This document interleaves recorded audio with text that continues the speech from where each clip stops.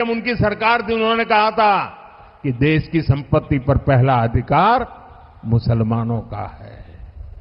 इसका मतलब ये संपत्ति इकट्ठी करके किसको बांटेंगे? अभी मजा आएगा ना भिड़ो। जब से लोकसभा 2024 का इलेक्शन आया है तब से देश में एक पार्टी है जिसका नाम बीजेपी है। वो पार्टी और उस पार्टी के बड़े बड़े नेता मुस्लिमों के खिलाफ किसी भी चौराहे पर आपको नारेबाजी करते हुए या मुस्लिमों के खिलाफ भाषण देते हुए नजर आ रहे हैं।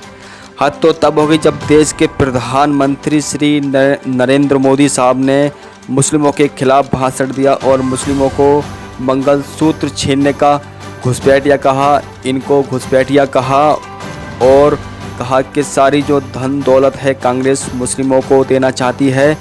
ये बीजेपी के जो नेता हैं यानी प्रधानमंत्री भी मौजूद हैं इस देश के, नरेंद्र मोदी साहब ने ये कहा और कांग्रेस पर इल्ज़ाम लगाते हुए कहा कि कांग्रेस पार्टी अपनी सारी प्रॉपर्टी और भी जो हिंदुओं की मंगलसूत्र प्रॉपर्टी हैं वो सबको घुसपैठियों यानी मुस्लिमों के हवाले करने वाली है।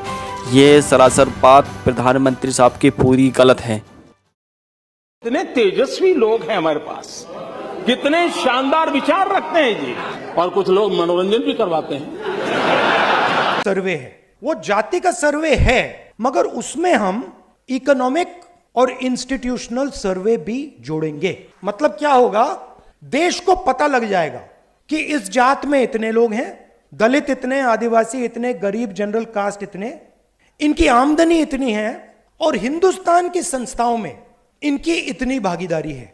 तो ये एक प्रकार से नेशनल एक्सरे मान लीजिए इसको, कि हम असेस करें कि 70 साल की आजादी के बाद आज सिचुएशन क्या है और इसके बाद हमें किस डायरेक्शन में जाना चाहिए। लॉजिकल है। और फिर उनके एक नेता ने तो भाषण में कहा एक्सरे किया जाएगा, एक्सरे किया जाएगा। मतलब आपके घर में अगर बाजरे के अंदर डिब्बे में भी कुछ रखा है तो वो भी एक्सरे करके खोजा जाएगा। दीवार में कहीं रखा है तो उसको भी एक्सरे करके खोजा जाएगा। पूरा एक्सरे करने वाले की घोषणा की है। बताइए आपको मंजूर है क्या? ये मंजूर है क्या? क्या स्त्री धन पर हाथ लगा सकते हैं क्या?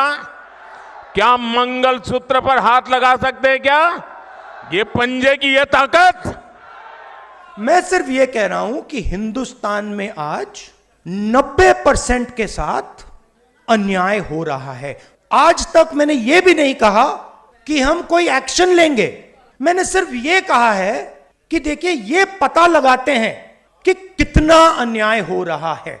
अगर आपको चोट लगे और मैं आपसे कहूं कि देखिए इनको चोट लगी है, एक्सरे करा लीजिए, तो एक्सरे से किसी को इतराज तो नहीं होना चाहिए ना। और उनके नेता ने पब्लिकली कहा है।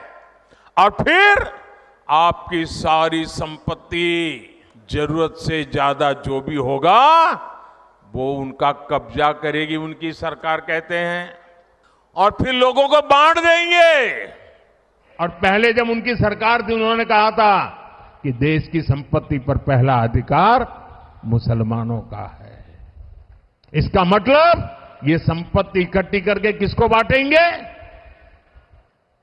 जिनके ज्यादा बच्चे हैं उनको बांटेंगे। घुसपैठियों को बांटेंगे। क्या आपकी मेहनत की कमाई का पैसा घुसपैठियों को दिया जाएगा? आपको मंजूर है? ये कांग्रेस का मैनिफेस्टो कह रहा है। मजा आया और मैं ये जो मजा है हिंदुस्तान के हर व्यक्ति को देना चाहता हूं। खत्म, बाय बाय, टाटा, गुड बाय, गया।